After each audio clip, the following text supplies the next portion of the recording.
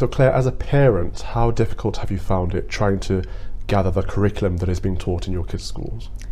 Well, at first actually it was quite simple because my children were studying during lockdown.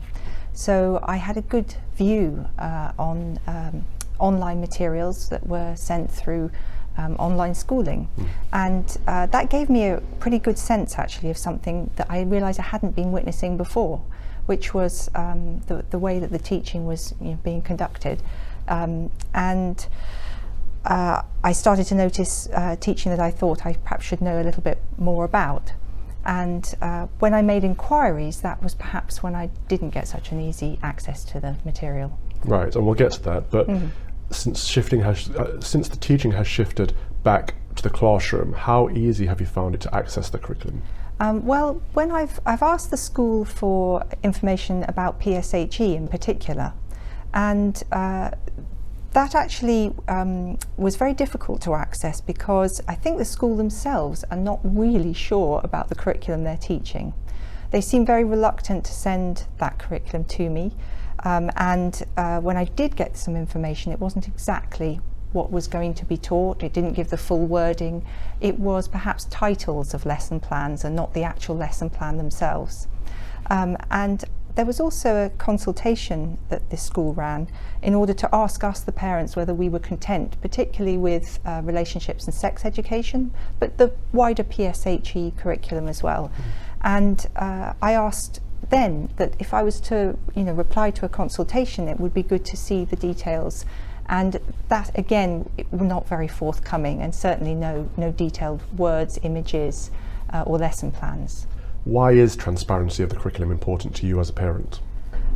Yes, transparency and knowing what our children's taught seems very important to a parent. I think there are increasing numbers of contentious subjects being discussed, and I think it's fair enough that a parent is aware so that they can have the conversations they want to have with their child about the same topic. They might disagree with what's been taught. They might want to make a complaint about it. In extreme circumstances, they may even want to actually take the matter elsewhere, to the public, in press. These things are part of a democracy. It's a really important thing that I think that academia is open, and we can all discuss what our children are being taught. Right, and we'll flip back around to the transparency in a moment, but I want to get to some of the key issues that you found when you did witness the curriculum and you found what your child was being taught. You mentioned contested ideologies. Can you name a couple of them? Yes, my daughter was definitely sort of trained with critical race theory, if you like. So she was introduced to terminologies, glossaries, very precise definitions, and they were presented as if they were fact, even though really they related to theories which are just ideas, and some people do and some people don't agree with them. She was also taught about sex positivity, which is a theory about the way you might approach sexual relations, and a number of other kind of iterations. So intersectionality was discussed actually a lot, and that would include describing the power structures of the country and various theories associated with what I think most people would call social justice theory. Heated, weighted terminology like white privilege can have the effect of racializing children, can it not? What other terms did you find embedded in the curricula? Yes, certainly my daughter was told that she would have her own white privilege, that she might be anxious about it, or was likely to be anxious about it. She was told that it's okay to have white privilege, but what is not okay is to pretend it doesn't exist. And on the flip side of that, children were racialized altogether because black children were told that their lives would be should be considered in danger, that the police and the government treated their lives as expendable. And that was often described as perhaps pertaining to America, perhaps pertaining to the UK. Very often they didn't even specify. So children were given an idea of their future, an idea of their safety, an idea of their anxiety, all based on racialization, really, what race their skin colour happened to be. And did you see any credited sources in these materials? When you mentioned, for example, they're pointing at cases in America and cases in Britain, talking about police brutality, was that backed up with data? Very often it wasn't. And in order to find out actually where the material came from, I just wrote a few phrases down and punched them into the internet, and would find sources that were very often anything from a teen magazine to something very political, some mainstream media, but often a lot of kind of, sources that you couldn't really even identify the origin of. And I think that concerned me a lot, that even if the teaching was shown to parents, we weren't actually being told where it came from and what shape was shaping the education. And I think largely some of the staff probably wouldn't even know themselves as they deliver this lesson where this information is coming from. So would it be right to assume that they're not teaching knowledge at this point, they're teaching values? I think they're teaching ideas and values, and certainly ones which you could not describe as being fact. Claire, what would you say is the role of the school? Well, to educate, obviously, and I think to educate in a way that teaches children how to approach knowledge, not what their knowledge must be, unless it's something we are all agreed on is a useful factual basis to know. So I think it's to educate in how to handle and deal and learn about things without it specifying exactly what the ideas you must hold.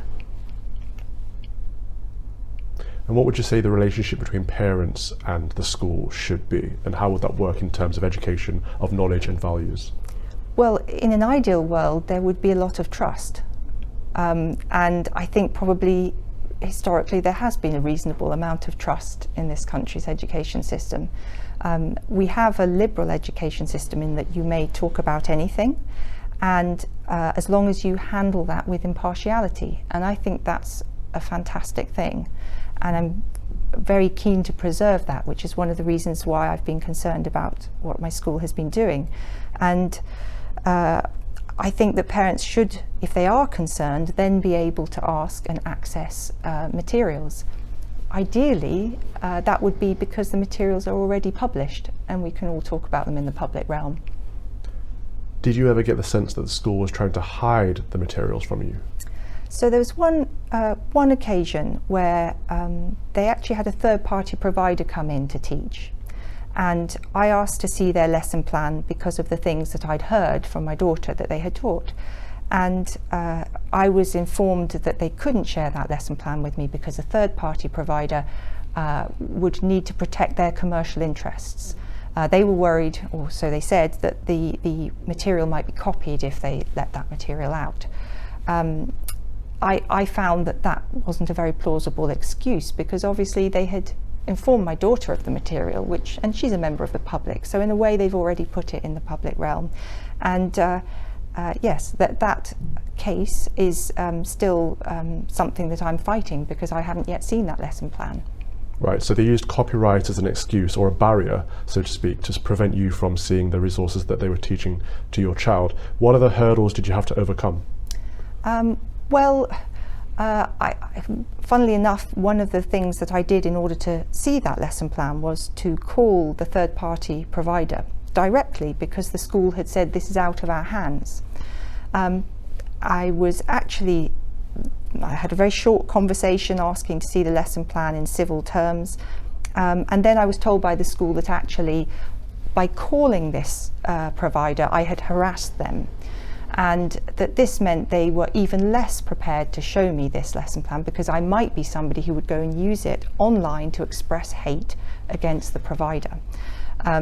Thankfully, I don't have a public social media account, so I was able to prove that I wasn't a harasser, but it had been alleged that is a reason why this should be withheld from parents, and thankfully that was dismissed of my case in the end via governors, but for several months it was pretty worrying actually, and very unpleasant. to have that lack of trust with your school. It seems to me there's a suspicion there that they think you as a parent might hold different values to what they're trying to impart on your child, and therefore they're trying to prevent you from seeing what they are teaching. Is that the case? It's absolutely the case. I also made a subject access request as well as a freedom of information request. And that subject access request allowed me to look for emails which had discussed the fact that I had been called a harasser. And very clearly there was discussion between the third-party provider and the school describing the fact that they suspected I was anti-LGBT, anti-diversity, equality and inclusion, and that this needed to be treated possibly to the point that I should be banned from contacting the school. And so I have those exchanges from the school, and I think rather than wanting to be cross with the school, I think it's just a really good opportunity to show how easy it is to have groupthink and assume what other people believe based on one or other side of a culture dispute. Essentially, they're calling you a bigot, and they're assuming that you hold values different to what they do. Have you ever expressed different values, or were you just looking to acquire the material? I've certainly never expressed any anti-LGBTQ+ values, for sure. Indeed, I concern myself with that subject, and I'm very happy for the school when it ran anti-bullying campaigns, which seem like a brilliant idea. We don't want bullying of any difference in our society. So no, there's no, I think there cannot be any sign, I think, to them that that I had expressed those ideas. Yeah, on the contrary, really. So it's almost as if they're anti-parent at this point. They don't want a positive relationship with you because they're not trusting you, because there's some kind of moral high ground there. So when you finally did get the material, I understand you complained. What was the procedure? What was the process, and how far did it go? Yes, so to make a complaint against the school, you eventually end up at a stage 3 complaint. So you first complain to your headmistress or master, and then they will reply to you and hopefully put the matter right. You then go forward if you are not happy with their corrections, and school governors take a look at the complaint.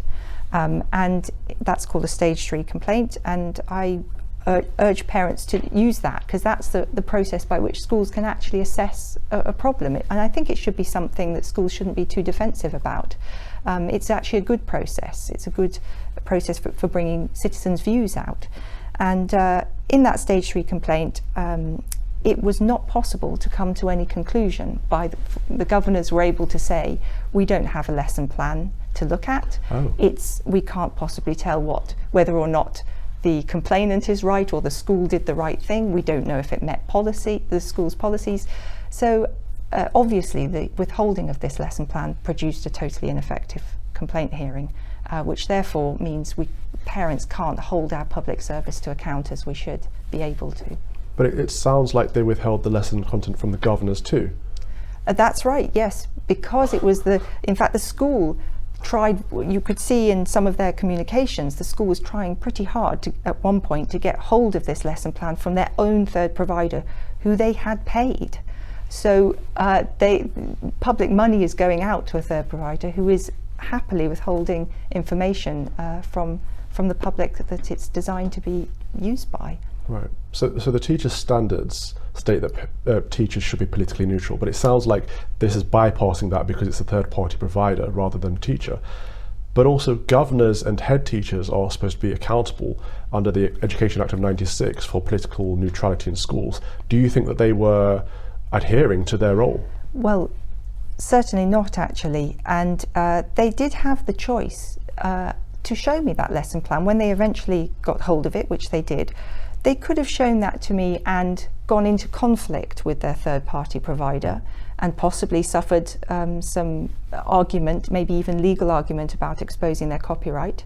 But then at the same time, that would have taken care of their relationship and their obligations as a public service. And I think that was the choice they should have made. What they chose was to go into conflict with the parent and side with the third-party provider. And actually, there could be proper complaint or even legal ramifications to that had I wanted to go to court, which is not what you want to do with your school ever. But they had a choice and they made, I think, the wrong one. So what was the final decision? Well, the final decision was simply that there is no decision. Oh. And we are all waiting to find out, because I've referred the case to the Information Commissioner's Office to find out whether or not I am entitled to see this lesson plan under the Freedom of Information Act. If I am, then I can probably return to the school possibly, but actually school complaints do have to take place within 3 months. So using the freedom of information or copyright excuses does mean that we tend to go beyond the point at which one can make a valid complaint. So I'm hoping the school will let me to go back and actually find out whether that lesson plan was or wasn't indoctrinating. Okay, so let's go into the greater detail of the content itself and find out if it really was indoctrinating. What stood out to you in terms of gender and race? Which key words did you find, and how did you feel it was indoctrinating your child? Well, on that particular lesson plan, it was just about gender. Okay. And actually, because I haven't seen it, I can't be sure. But what I can explain is that my daughter came home and said that she had been told we live in a heteronormative world. It was made clear that this is a very bad thing. And they gave her an approach to improve that. They said you should be sex positive as a result. What does that mean? Well, going by the provider's own website, they have a very clear definition of what it is to be sex positive.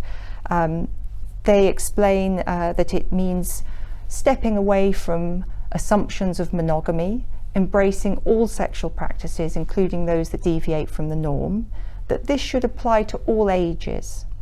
And whilst they are careful in some ways to counteract those points of view, they do exist within this essay. And it's very clear that they're arguing for a specific vision about how you might conduct sexual romantic relationships.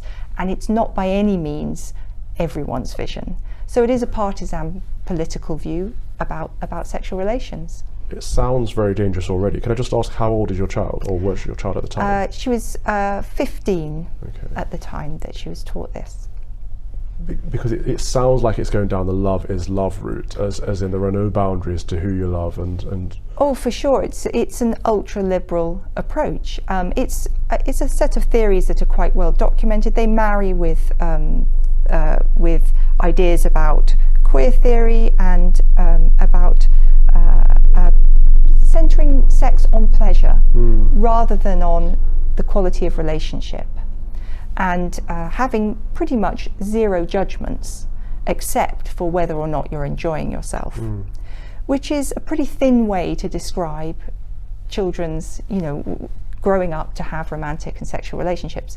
And I don't actually think that we should speak against their view necessarily. I mean, what I mean is they're very entitled to their view.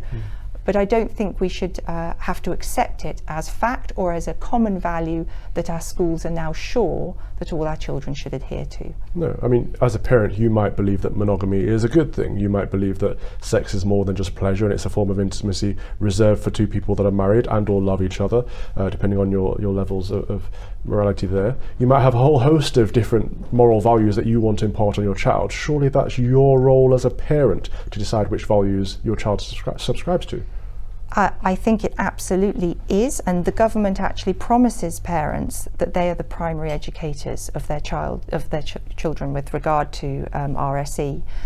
So that promise, I think, really needs to be held by the government, actually. I do think there is a role for schools to talk about this, though, and there are children who are existing in families who are not having great relationships. They may need to have outside information, and I'm not in the least bit against the school having a role, but it's not particularly difficult to stay impartial in that regard, actually. That's what schools need to do. They need to be able to give access to information that is fact-based. Children that are well-informed can make good decisions. Right. So that I'm behind that, but I think we need to draw the line between fact and value systems. I want to bring in the word safeguarding, because a lot of this content used to be taught for safeguarding purposes, as in you mentioned rightly that some children don't have a happy home life and they might need to know about boundaries so that they can approach people for support if those boundaries aren't in place at home. However, this seems to be doing the opposite, as in it's breaking down boundaries. Do you feel like safeguarding was considered in the lessons that your child was taught?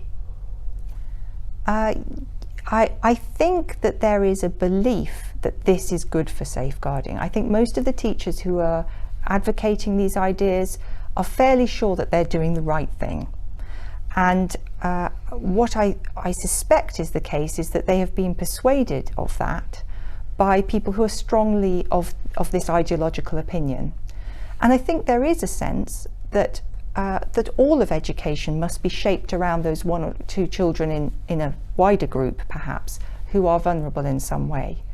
But what that seems to have resulted in is this lowering everything to a sort of lowest common denominator of minding safety and pleasure, and that we cannot actually have any higher aspirations than that for our relationships.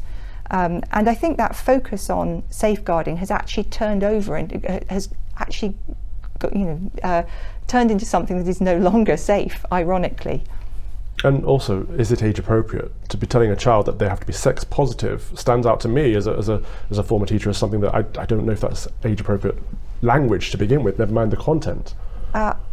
Yes, I don't think it is age appropriate in the sense, I mean, I can say for sure that my daughter didn't really feel comfortable. She came home to describe this lesson and described it as odd. And I think that matters, just how it makes the children feel. And certainly part of the sex positive theory is to ask children to discuss sex. And of course that's a great imposition on their feelings. And in regards to race, you mentioned your child was being taught about white privilege. What else from the critical race theory school was implied in that lesson? Yes, she had training on terminology such as structural racism, describing what unconscious or subconscious bias is. She was introduced to ideas from American theorists, intersectionality by Kimberly Crenshaw, various TED Talks on the subject, and it really was very extensive. And I think that's part of the problem as well, was that it was the same ideas repeated without any alternatives given. So it wasn't just indoctrinating in the sense that they were presenting fact, but they were repeating the same fact in a way that actually I think almost slightly insults the kids' intelligence, actually. It was, yes, it felt almost training-like. So was there any balance provided? None. I think I can safely say none. And how does your child take all of this in? Well, I suppose for her it was the first time that she'd been addressed by race, and indeed I think for probably most of the children in the school it was the first time. She did find it very disconcerting. I think she was addressed then by race in the playground afterwards, in a not entirely friendly manner, but probably just banter. And that had never happened before in 5 years at the same school, which is a very mixed school and I think a very successful mixed community. And so I was concerned that the school had introduced a degree of racialization that obviously then gave permission to children to use racialization. And thankfully, I think they're good kids and it's a good community, and it's not taken that up in a bad way. But looking at the teaching, that risk is there for sure. So would it be fair to say they're introducing racial tensions where they didn't exist to begin with? I hope they didn't succeed, but I think they tried, or indeed could very well have done. Claire, how do you define racism? I think it is being unfair to somebody on the grounds of their innate characteristics, to degrees that sometimes reach extreme discrimination or could be mildly unkind. And I don't know if you've asked your daughter this or not, but how do you think she would define racism now? I think it would be the same, but I know that she has been trained to believe, for example, that whiteness cannot have racism expressed against it. She's been trained to believe that racism is something that perhaps is uniquely suffered by the black kids in her school. So perhaps she's been taken away from a universal principle regarding being unkind or discriminatory to people in either direction, which can happen, because I think she's been trained very much to believe that it is only through structural and historical forms of racism that we have white against black racism as one fundamental kind. So it's about power, as all these critical theories are. Yes, it's certainly about power. A lot was spoken about. The school actually asserted that the education system as a whole was structured according to historical racist patterns. That there is institutional racism. They described the fact that people who designed the curriculum would more than likely be white and middle class, and that this was going to create patterns of discrimination that the children were suffering from. They were very extensive in describing this, which in a way made it all the more astounding that I couldn't actually get a really successful complaint case against this. Claire, which external agencies were involved in your child's education? For my eldest daughter, it was a organisation called School of Sexuality Education. I think they were formerly called Sexplain, and they are RSE specialists. When I first entered teaching, there wasn't much critical race theory or gender theory or queer theory. The big battle of the indoctrination that I saw taking place firsthand all the time was political. It was overtly left-wing, anti-centre-right, literally anti-conservative. Did you see any of that in your child's education? Yes, I did. The very first complaint I made, which was entirely informal and on, I thought, very constructive lines, was to bring up the fact that my daughter had been told to vote Labour by a teacher, that a teacher had also worn a Jeremy Corbyn t-shirt. There was a casual sense that it was okay to bash the Tories. It so happened that a child in the school actually threw a milkshake, or was part of a group that threw a milkshake. Sorry, I'll start that again. There's a child in the school who, it happens, was part of the Extinction Rebellion group that threw a milkshake at Michael Gove. And there was instant congratulations for that, even though actually at the time I was sort of struggling for my daughter not to attend those protests, which I was worried about her age group going to. So there was, yes, always casual bias. And in fact, there was actually a rap song played which has the line, "Our Prime Minister is a real racist." That was played and sung in the class by all the kids, and nobody really thought anything of that. There is a big argument to be made that schools are left-leaning because over 70% of teachers are left-leaning, but it seems to me that that is permeating into the classroom. To be wearing a Corbyn t-shirt is overtly breaking the teacher standards. Were there any more examples in issues such as the Middle East and global politics? Yes, the history curriculum I would describe as failing to be impartial. I think it was biased in some ways that were perhaps quite troubling. For the early years, before you reach GCSE, when actually the exam boards really set what you're going to study, in the earlier years there was a surprising imbalance, I would say, towards niche communist histories. There was a moment where, in the run-up to World War II being described, they discussed Cameroonian communists and referred to them as a key scapegoat of Hitler. So we've got a kind of glorification of that communist movement being anti-colonial as well, and a forgetting for maybe about 2 or 3 weeks before they even referred to Jewish persecution and the Holocaust. So the impression that the children were given was that there was an ideological battle going on between the Nazis and black Cameroonian communists, which I think is a pretty inaccurate view of history. The school, I think, accepted some of that. They did listen and debate and discuss these issues, but they seemed to be unable to stop that bias continually occurring. The fact that the school addressed it and acknowledged it after you complained is a positive, but so many schools don't have you in them to do that. What's your recommendation to parents across the country? It's tricky, actually. I did face quite a lot of opposition, and that comes from other parents too. If you're in a particular borough or area where there is a strong political leaning, then when a school is biased, those parents are blind to that. And I think actually we should all be big enough to realise that indoctrination, even in our own favour or our own political style, is not a good thing.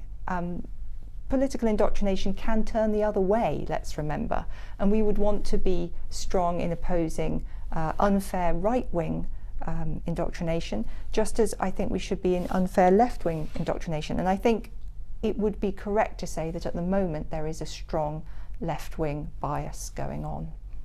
Claire, I've got one last question that I want to ask everybody that I'm talking to. What is a woman? To me, it's a biological female, and I think that's the end of it. Very good, thank you. Hello, if you're enjoying the New Culture Forum channel and you believe in our mission, may I invite you to join our membership scheme at the link below or on our website, newcultureforum.org.uk. Our work is more important now than ever, and we have great plans ahead for the future, but we can't do it without your support. From as little as £3 per month, you can help ensure that we continue on our mission. As a member, you'll receive a range of benefits, including access to exclusive content, invitations to our private events, including here at our studios, free copies of our books, and much, much more, including, of course, our famous NCF mug. If you aren't able to become a member, then please help us by clicking this button and subscribing to our channel.